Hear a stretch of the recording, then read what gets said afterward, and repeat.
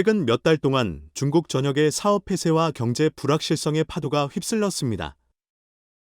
중국의 빈 가게와 조용한 쇼핑몰은 어려움의 유일한 징후가 아닙니다.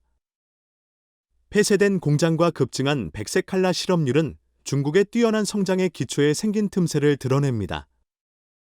반복되는 코비드-19 봉쇄부터 폭발적인 부동산 거품, 미국의 기술 제재 및 인구 감소까지 중국 전역의 소대기업에게 재무 회복에 대한 희망을 그림자처럼 덮고 있습니다.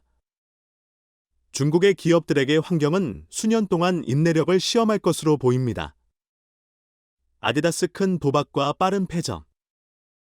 곧 문을 닫을 아디다스 아울렛은 심창의 화려한 후티안 비즈니스 허브에 위치해 있으며 중국에서 브랜드의 야심을 상징적으로 대표합니다. 이 3층의 거대한 매장은 3,200평방미터 이상이며 중국 남부 지역에서 처음으로 최고 수준의 플래그십 매장으로 표시되었습니다. 이 높은 부동산은 매장이 한 지붕 아래에서 스포츠 문화, 과학 혁신 및 몰입형 경험을 융합하는 전략을 강조합니다. 증강현실 피팅룸에서 디지털로 고객을 참여시키는 것부터 대표적인 경기장을 현장에서 구축하여 소비자가 제품 성능을 시각화할 수 있게 합니다. 이 아울렛은 또한 아디다스의 고기술 디자인 전통에 더욱 힘을 실어줍니다. 중국 제품팀이 공동으로 창작한 크라우드 소식 라인을 보관하여 지역 스포츠 필요와 패션 선호도와 더 잘 부합하도록 합니다. 그리고 이 개념 전체에는 구매 인사이트와 참여, 분석을 활용하여 제품, 공감 및 상호작용을 각 방문객에 맞게 맞추는 데이터 기반 개인화의 기반이 포함되어 있습니다.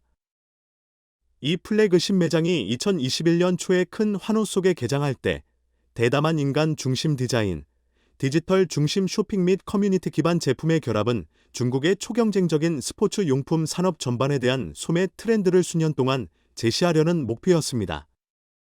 그러나 2년 후 아디다스는 아울렛에 곧 다가올 폐점을 확인함으로써 소비자들을 놀라게 했습니다. 활동적인 라이프 스타일에 대한 심천의 열정을 확보하려는 중요한 투자에도 불구하고 이 사이트는 충분한 매출량과 고객 유입을 생성하지 못해 크기와 주요 위치를 정당화하지 못했습니다.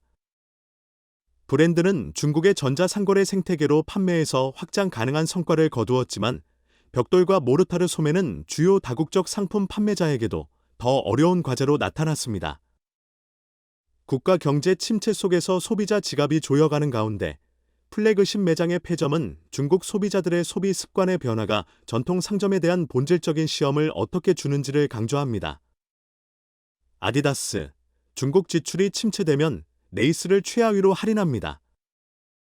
코비드-19가 소비자의 이동성과 소비 의사에 타격을 주자 아디다스는 설명절 이후 몇 주 동안 중국 매출이 85% 급락했습니다. 이 급락은 현재 중국 시장 전반에서 공급과 수요의 양면 타격을 반영합니다. 절반 이상의 매장이 문을 닫아 앉은 상태에서 아디다스는 판매 부응을 위해 점점 절박한 할인을 도입했습니다. 이 스포츠 의류 제조업체는 제품 가격을 목록 가격의 최대 70% 할인으로 판매하고 몇 달 안에 우한에서 심천까지 여러 매장에서 1999위안짜리 스니커즈를 679위안짜리로 낮추었습니다. 그러나 깊어지는 가격 인하는 근본적인 문제를 해결하지 못했습니다. 중국 전역의 소비자들이 지갑을 조여가는 가운데 아디다스의 수험생 스토어인 심천의 왕관 진열대는 휴대전화를 먼저 사용하는 소비자와 지갑이 줄어들어 발생하는 완벽한 폭풍에 견디지 못하고 폐점을 확정했습니다. 3층의 대표 매장은 증강현실 피팅룸, 현장 경기장 복제품 및 크라우드 소싱 의류 드롭을 예상하여 고객 경험의 기반 역할을 하기로 했습니다. 그러나 이 아울렛은 전국 소비자들이 벨트를 조여가는 가운데 현금을 빨아들였습니다. 경쟁사 푸마는 프로모션으로 인한 자체 수익 피해와 가시성 유지 사이에서 유사한 타협을 따랐습니다. 이 브랜드는 상점 폐쇄가 늘어남에 따라 투자자들에게 2020년에 예상보다 약한 수익을 예고했습니다. IMF는 지연된 공급망 마비와 글로벌 생산의 급감이 세계 경제 성장을 더욱 더 낮추게 할 수 있다고 경고했습니다. 이 위기로 인해 베이징이 수출에 의존하여 수요가 부족한 회복을 견디려는 낙관론이 거의 없어졌습니다. 대신 관측가들은 중국의 소비 지출이 가구가 재산을 모으는 동안 오랜 겨울을 맞이할 수도 있으며 전 세계에서 가장 큰 소매 시장에 의존하는 다국적 거대 기업에게는 적응 속도가 이제 승자와 유명한 실패자를 구분짓는 요인으로 작용할 것으로 보입니다. 중국 경제가 후퇴함에 따라 이제까지는 소비를 막연하게 보내던 중국의 중산층도 주머니에서 돈이 나가는 것을 조심스럽게 지켜보기 시작했습니다. 이는 대형 이동형 판매업체, 복지 브랜드 및 아파트 개발업체를 위한 주요 고객군으로서 지난 10년 동안 고르게 소비를 촉진했습니다. 그러나 취직과 금융 손실에 대한 불안이 확산되면서 이들 집단은 2022년 초부터 쇼핑과 고가, 제품 구매를 현저히 줄였습니다. 중산층 소비자들은 한때 디자이너, 브랜드 의류나 액세서리를 대량으로 구매했다고 생각했던 것과는 달리 이제는 쇼핑객들이 크로스 브랜드 가격 비교를 하거나 재판매 가치를 조사하거나 심지어 새 옷 구매를 연기하는 것을 볼 수 있습니다. 이러한 제한되지 않은 소비 습관에서의 정신적 변화는 소매업자뿐만 아니라 몰, 호텔업체 및 여가업체에도 영향을 미치며 부유한 손님들이 재개 후에 돌아올 것으로 기대합니다. 및 방어적 구매는 구매 범주 전반에 걸쳐 적용되며 경제 변동에 강한 것으로 여겨진 범주조차도 포함됩니다. 부동산 중개업자들은 몇 달 동안 모기지 금리가 하락하더라도 두 번째 주택 거래를 마치기를 망설이는 것을 언급하며 체육관은 백수 업무 트레이닝 패키지를 사용하여 연간 수백 달러를 절약하기 위해 무제한 회원 자격을 하향 조정하고 있는 사무직 전문가들을 관찰하고 있습니다. 중국의 성장 궤적에 대한 미정성이 남아있으며 특히 자유로운 지출에 의존하는 비공개 부문에서 더 많은 시민들이 적극적으로 대응하도록 이끕니다. 이전의 안전한 산업에서도 더 이상 직장 안정성이 보장되지 않으며 이전의 대규모 소비자들은 지출을 줄이고 큰 지출을 피함으로써 자기 보험을 선택합니다. 그들의 신중한 태도는 더 명확한 전망이 나타날 때까지 계속될 것으로 보입니다. 중국 기업들은 경제 둔화를 버티기 위해 비용을 절감하기 위해 신속히 움직이고 있습니다. 전자 제품 공장, 음식점 체인 및 소매업체 모두 재고, 신규 고용 및 물리적인 현장을 포함한 지출을 삭감했습니다. 수출에 의존하는 제조업체는 해외 수요가 줄어들면서 올해 영업을 줄이는 데 있어서 선두에 서 있었습니다. 장난감, 의료 및 개인용 전자제품을 생산하는 공장들은 생산 계획과 원자재 구매를 줄이기 시작했습니다. 국내 소비에 의존하는 기업들도 자유로운 지출이 줄어들면서 생산 라인을 늦추고 있습니다. 불확실한 공급과 수요 조절을 맞추기 위한 유연한 조치에도 불구하고 발생한 재고 감소는 하류 소매업체에 부정적인 영향을 미쳤습니다. 이미 소비자 풋트래픽이 감소하고 있는 쇼핑 아울렛은 인기 제품의 부족과도 싸워야 했습니다. 이로 인해 생산 감소와 아직도 높은 상업 임대 비용 사이의 불균형으로 인해 올해 매장 폐쇄율이 가속화되었습니다. 그리고 새 아파트와 같은 특정 부문에서의 과잉 공급은 더 오랜 시간이 걸릴 것입니다. 경제 전문가들은 개발사들이 미래 프로젝트에 망설이는 동안 기존의 빈 유닛도 채워야 하기 때문에 부동산 건설과 판매가 뒤처질 것으로 예상하며 이것은 산업의 성장 능력을 제약합니다. 전반적으로 중국 기업의 대응은 수익이나 확장보다 단기적인 회복을 강조합니다. 그러나 소비자 신뢰와 소비력이 여전히 하락하는 동안 많은 기업이 단순히 항복하기 어려워집니다.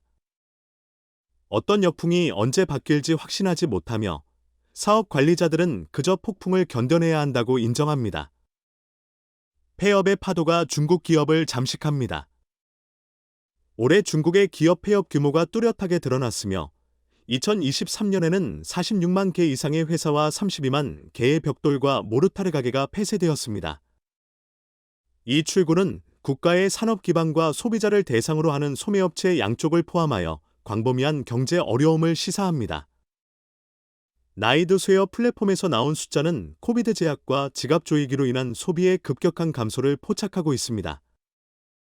디디와 같은 예전에 인기 있던 스타트업은 2021년부터 2022년까지 사용자 기반이 75% 이상 감소했습니다. C트리프도 동일한 기간에 거의 동일한 하락을 보였습니다. 이동성과 지출력의 감소와 대조적으로 사무직 구직을 용이하게 하는 보스 즈하이핑과 같은 사이트는 방문 트래픽이 급증했습니다. 이 유입은 이전의 사업주들이 은퇴 나이에 도달하기 전에도 자신의 사업을 폐쇄한 후 고용을 찾고 있는 많은 사람들을 가리킵니다. 2023년 현재까지의 폐쇄율은 이미 2020년 대유행을 뛰어넘어갑니다. 그리고 숫자는 주 단위로 계속해서 증가하고 있으며 이제는 780만 명의 중국인이 종종 직업 상실 후 소득 격차를 메우기 위해 사용되는 고금리 소비자 대출을 부담하고 있습니다. 경제 전문가들은 부동산 버블 붕괴로 인한 여진과 글로벌 수출에 대한 수요 감소와 같은 여파와 함께 국가가 새로운 봉쇄 명령을 요구하는 코비드 재발의 경우 특히 새로운 파산이 증가할 것으로 예상하고 있습니다. 지금은 부정적인 수요 충격과 금융 불확실성의 눈보라에 직면한 기업들의 일정 최상위에 위치하고 있습니다. 이사들을 고민시키고 있는 질문은 중국 경제가 반등되기 전에 그들의 기업이 최악의 상황을 버틸 수 있는지 여부입니다. 글로벌 역풍에 따라 중국 성장 전망 어둡다.